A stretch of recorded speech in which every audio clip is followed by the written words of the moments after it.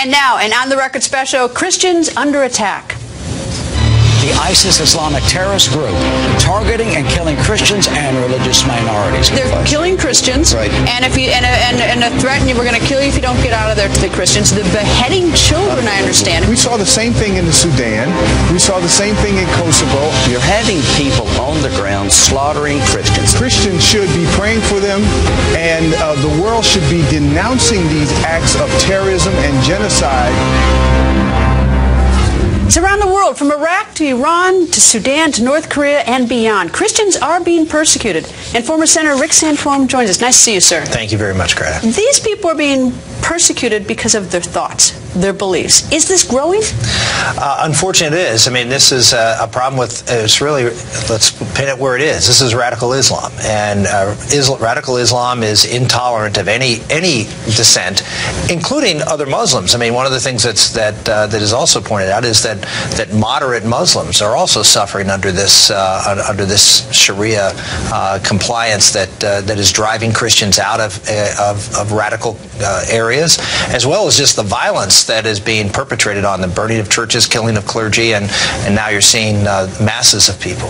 Is it, does the Quran have tolerance for other beliefs? Because you say it's radical Islam. Does the Quran itself allow for diversity of thought and faith?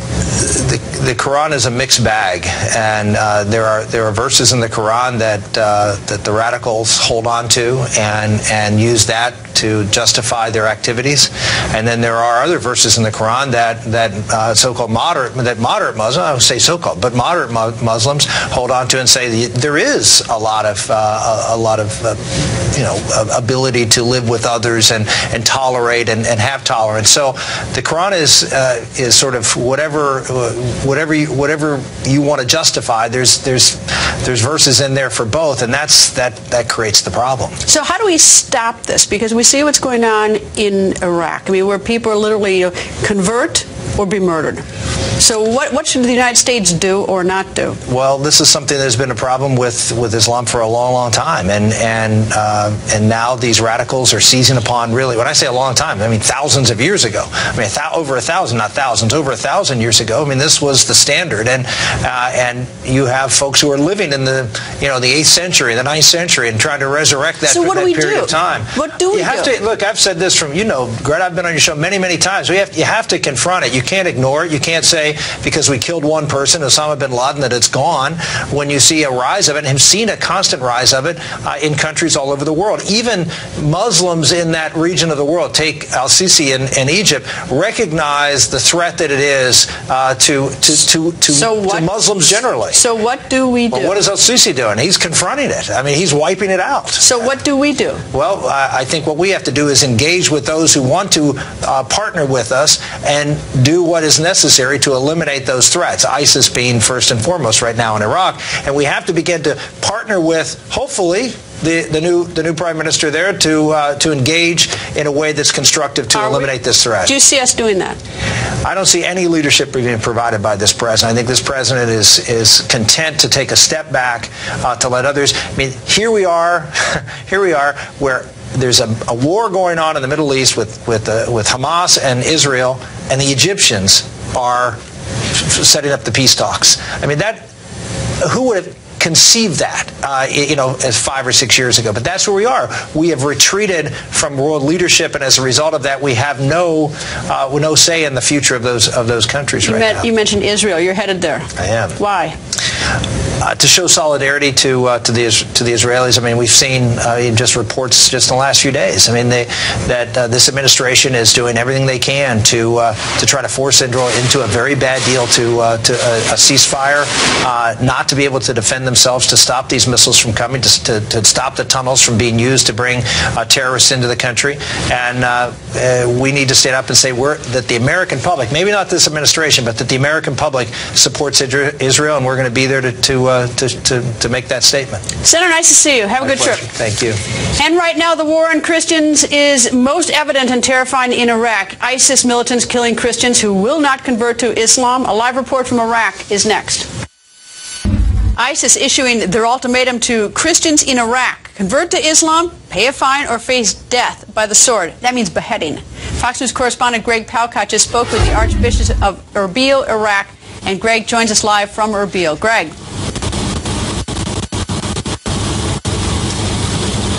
Warda of the Chaldean Catholic Church is a man with his hands full. His church runs 25 refugee centers in Erbil alone, and so he sees and hears firsthand the horrors that are perpetrated on Christians by ISIS in Iraq. Here are a few of the observations he shared with me, a warning they are not too hopeful. Practically speaking, realistically speaking, is the end of the Christianity. I have to say. We will stay, yes, there would be Christians staying, but we would be like an article in a history book. Most of them would like to go back to prepare their papers and leave the country. Leave the counters. Others, no way. Some people would ask us, do you like to stay? And I usually turn the question and ask them, do you like us to stay? It's not. It's not that we don't like to stay, but it depends on you if you like me to stay. A key point that Warda made to me is this: it is not just the hundreds or thousands of ISIS militants causing horrors against the Christians. It is the anti-Christian fever that is incited in many, many more in Iraq. It could be neighbors of the Christians who are also capable of robbing and attacking, and that is why he says many, many of these people do not want to go back home. Greta. Greg, thank you. And a short time ago, the United Nations acting unanimously endorsing a resolution calling for sanctions against those who finance or give military support to ISIS. So that's the UN. But what should the Obama administration be doing to help Christians around the world? Joining us, Lieutenant Colonel Oliver North and former UN Ambassador John Bolton. Good evening to both of you. First to you, Colonel North, with the number of ISIS growing, and it's terrific that we're giving humanitarian aid, but if they're growing in number and gaining ground and they have a ton of money, are we going to be giving humanitarian aid forever? Don't we have to get ISIS? Well, first of all, that United Nations resolution that says other countries don't have to aid ISIS. ISIS has got their own. It's the wealthiest terrorist organization on the planet, and they generate about $1 million in revenue a day from the black market. The only way to deal with ISIS isn't by dropping supplies and water and food to humanitarian relief efforts. We've got to start dropping bombs on ISIS. And we've got to do that at their command and control nodes, their logistics support centers, the places where they gather, and we know where they are. I mean, one of the good things that we've got in our intelligence services is the ability to detect that. And it can't just be in Iraq. It also has to be in Syria. Ambassador, you've told us that President Obama doesn't understand religion or religious fanaticism. That's what you told us. And I'm curious, it's not just ISIS in Iraq. I mean, we've got Boko Haram doing the most unthinkable thing with schoolgirls that just recently killed 100 people in the last few days, slit their throats while they're saying God is great. I mean, it is many places. What are we supposed to do? Well, if we're supposed to do anything. I think the president's really got to confront the reality that we see ISIS perpetrating in Syria and Iraq and these other extremists around the world. I think the president suffers from a fundamental defect shared by many in American academia and on the political side, that he doesn't see that these religious fanaticisms can arise from something other than poverty, that it's not an economically based problem. It's an ideological problem. We're in an ideological struggle against a radicalized form of Islam. And I think in the case of ISIS, the one that confronts us immediately, we need a presidential decision that the United States has to lead a coalition to destroy ISIS. We cannot let it hold territory, because it's only a short matter of time before ISIS attacks not Christians and Yazidis in Iraq, but in the United States. But in looking at the whole sort of persecution of Christians that we've been looking at here on the record for the last few nights, is there any indication, either one of you, that it is declining, or is this growing? No, quite the contrary. It's obviously growing. And you wonder what it will take to get the president to understand this. We now have not just a resolution, we have 2 UN Secretary General Special Representatives issuing a statement today saying 1,500 Christians and Yazidis have been sold into sexual slavery in Iraq. So I wonder what the president is going to do to tell us that this this is barbarianism in action. You know, Colonel, you said something the other night that I thought was chilling when we were talking about, you know, what the terrible things that happened in the 30s and the 40s in the Holocaust. Is that it was stunning to me when you said, you know, a lot of people say they didn't know about it, and you say that you point out that we do now know about this. Can't deny I mean, it puts us in a completely different situation. Well, it does. The moral responsibility that I have is to my children and my grandchildren. And I don't want to have to turn to my children and try to pretend we didn't know. This is up on the internet. It's all over the place. They revel in their culture of death. There's not been something like this in your lifetime and mine. Perhaps in Genghis Khan, but not in our lifetimes. And our responsibility is to hold our government accountable, not just to a single humanitarian disaster of Yazidis and Christians in Iraq, but a global attack on not just Christianity, a global attack on Jews. Think about it. The only place in the Middle East today where a Christian is safe is Israel. Well, there are Muslims that are even being persecuted in Sudan. I mean, it's not. Well, I mean, they're equal opportunity killers, and that's part of the problem. I think is that it's such a pervasive threat that people don't want to see it in its totality. So if you look at it country by country, it doesn't look like we have a responsibility. But I think we do for our own safety's sake, if nothing else. Well, if the numbers were declining, it would be easier. I mean, it's like the humanitarian thing is really tough to look at. I mean, the beheadings and the viciousness of people. I've seen people starving to eating bugs and leaves. I mean, it's very tough, but the problem is it's growing. Well, this refugee crisis in particular is not over. Maybe not on Mount Sinjar, but you still have hundreds of thousands of people not in their homes. And the notion that we can just turn away from it, I think, violates the responsibility we have in Iraq in particular, given what we've done and what we tried to do for that country. And yet the president doesn't seem to want to address it. Gentlemen, it's not too late to reach out to the disaffected Sunni seculars in Anbar province. I spent an awful lot of time broadcasting with you from there, and they're still our friends. They're just afraid that we're going to bug out on them again. Yeah. Gentlemen, thank you both very much. And even here in the United States, Christians are not under physical attack, but some of their rights are being violated. A complaint to the Navy, and suddenly Bibles are removed from military hotels. And then there's football players told not to pray. And Reverend Michael Faulkner joins us. Good evening, sir. Good evening, Greta. Without any doubt, it's a lot better than it is in Nigeria and Sudan and in Syria and Iran. But for the time being. Because if we don't bring this into check, if we don't do exactly what the colonel and what the ambassador was saying, we are going to find this right on our doorstep. And the time to do something about it is right now. All right. That's the imported terrorism from other places, but in terms of coming here in the United States. But we're also seeing instances where a lot of Christians are upset because, for instance, recently the Navy had Bible. They were told that they had Bibles in these military hotels, and all of a sudden they took them out. Now they're back in again, but that there's been a lot of sort of pressure domestically against Christians. A lot of them are very upset. Right. Well, the thing is, Christians are easy targets. We're easy targets because as a religious group, I mean, you know, we understand that our belief system tells us that we will be persecuted.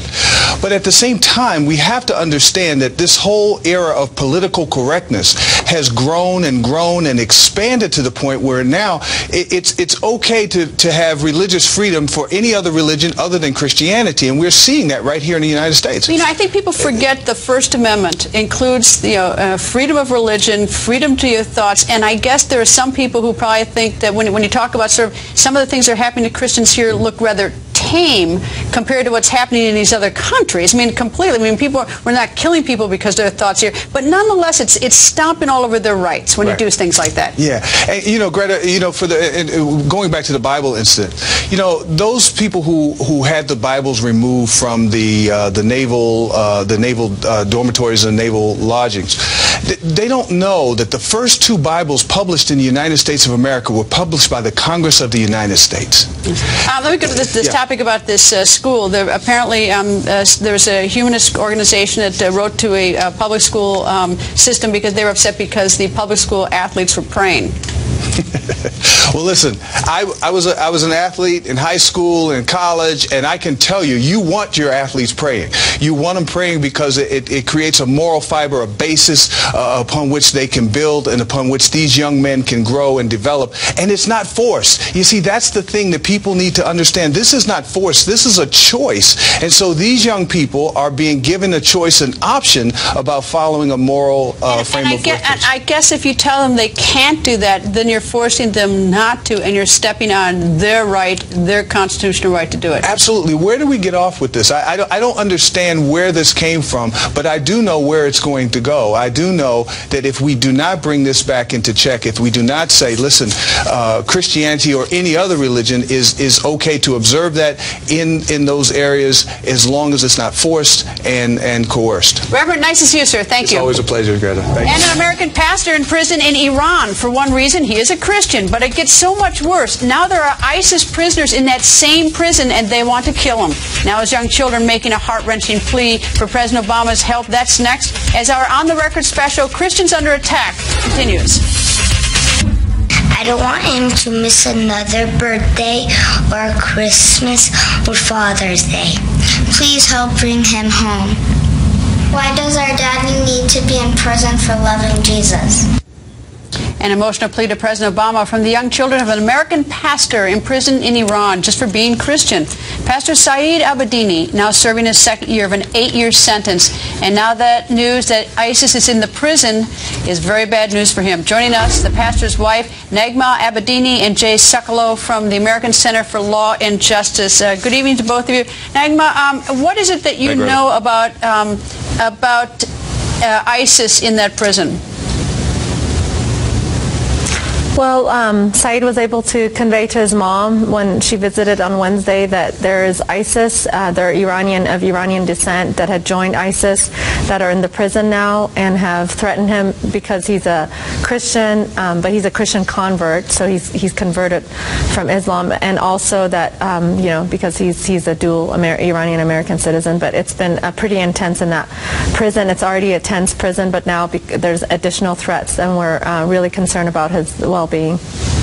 Jay, is it true that he is in prison for his beliefs? Is that why the Iranians have him? That's absolutely correct, Greta. We've actually seen the documents. We've talked to the Iranian lawyers, and he's in prison because of his faith. They'll say, by the way, it's for national security reasons. But under the Iranian Revolutionary Guard, a national security reason would be someone of a different faith. But you've got to take it, as you've been reporting so well tonight, this evening. The fact of the matter is, a group like ISIS, which sole intent is destruction, the Iranians are so concerned about ISIS, they've arrested ISIS agents with Iranian descent and put them in this prison. But he is in jail for one reason and one reason only, and that is because he is a Christian. There are no other real charges. They say national security because of his faith. So they don't even deny it, and that, in fact, is been out there and proven. But the reality is that he's facing right now the most dangerous situation imaginable. Think about what we've seen on your broadcasts and others with ISIS out in towns and cities. Now imagine them in a confined area of a prison.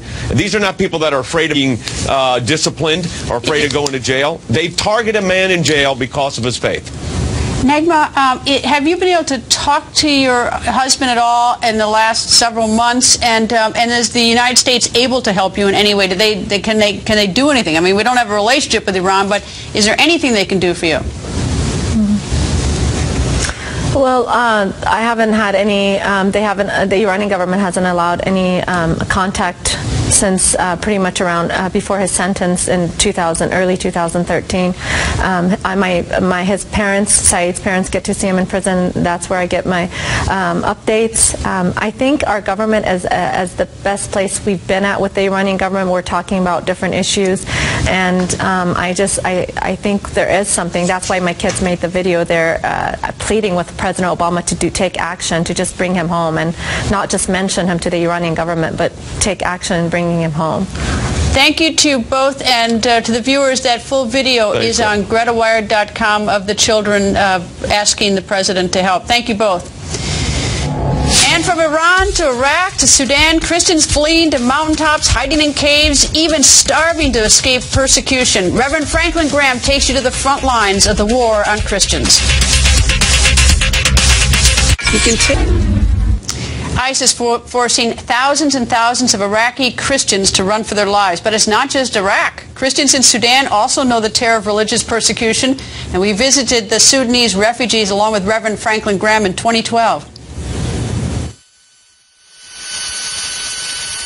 and killing them. President Bashir of Sudan is bombing their homes, so they're leaving their homes, walking for days. They have malnutrition. You can see this poor child. You can see with their skin and her face. But this is not unusual. The Sudanese government launching airstrikes, murdering Christians and Muslims in the Nuba Mountains. They're hiding out in caves because the planes overhead will come in and they run the risk that they're going to be bombed again. Homes, schools, churches, all bombed. Reverend Graham and I visiting the center of it all. And you can see the mounds of dirt out here. Those are fresh graves of people that died right here where we're standing. As you can see, it is absolutely devastating what's happening to the people of this country. But it's not just Sudan. Millions of Syrians caught in the crosshairs of a brutal civil war, ending up at refugee camps like this one in Iraq. These people feel that maybe God has forgotten them, or maybe they've done something to make God angry for them to be in a camp like this. And now, thousands and thousands of Christians there, forced to flee again, facing imminent execution by Islamic terrorists that have taken the country. And we just spoke with Reverend Franklin Graham about Christians and others under attack around the world. So, when you and I were in Erbil in December, it was so different than what it's like right now. And it shows the speed with which things can change, the speed with which this persecution of Christians is growing. That's what's so stunning to me. In just a few months, so much has changed just there. Greta, it has, and it's intensifying. We're seeing now across Syria, and I'll get reports out of Syria where Christians, and also in Iraq, where Christians have been crucified, they've been beheaded. I've heard incidences where entire families have been buried alive because they refuse to convert to Islam. Greta, these people are dying for their faith. They believe that Jesus Christ is God's Son, who died for our sins, who was buried for our sins, who God raised to life. And they are being persecuted and they're being killed for their faith. And they're Muslim people too, who are fleeing because they do not want to live under this kind of regime. And this is Islam. And the people who follow the Quran gives them the basis for doing this. Well, how come they're also persecuting Muslims as well? If the Muslims, if they all follow the Quran, how come some Muslims are getting persecuted as well? Well, they're not being persecuted, they're just running. They just don't want to live under this. They don't want to see people beheaded. They don't want to see people crucified and buried alive. They don't want their children to see these kind of massacres and to grow up with this hatred. And so they're running because they don't want to live under it. And we've seen this happen in many places. Even when we were in the Nuba Mountains, a lot of those soldiers we were with, Greta, those were Muslims. And they were fighting President Bashir because they did not want to live under Sharia law, under Islamic law. What is it that President Obama or politicians can do to try to stop this? Because this does seem, at least the numbers are growing. Greta, they only respond to force. And I think the president is taking the right steps when he started bombing these militant groups. And I think we're going to have to continue to do that. And unfortunately, I think there's going to have to be more soldiers on the ground, not necessarily for combat, but to support the airstrikes and targeting these airstrikes. I think there's going to have to be a much larger U.S. involvement militarily. Reverend Graham, nice to talk to you as always. Thank you, sir. Thank you, Greta. And now to Nigeria. Boko Haram terrorists kidnapping dozens of boys and men in a raid on a remote village. The kidnapping comes 4 months after Boko Haram kidnapped more than 200 schoolgirls. Now, those schoolgirls are still missing. Boko Haram, like ISIS, is fighting to reinstate an Islamic caliphate in the religiously diverse Nigeria.